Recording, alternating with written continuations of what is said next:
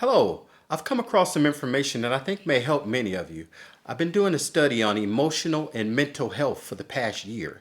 And what I discovered is our life is governed by a series of emotional triggers and responses.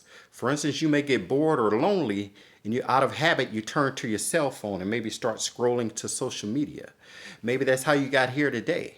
We have an emotion and then we have an escape from that emotion, a habit that we do, an addiction that we turn to escape from that emotion. So maybe you'll send a text to someone. After a few hours, they don't respond and you'll start to feel rejection. To escape the feelings of rejection, you go get a pint of ice cream and start eating it. Or you're anxious and worried about something.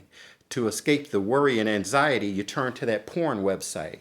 So we turn to these habits, these coping mechanisms. So what I'm going to suggest you do is to, instead of immediately or habitually turning to that escape, that we sit in the emotion. So you sit in that rejection, you sit in that depression, you sit in that anxiety, you sit in that depression, that betrayal.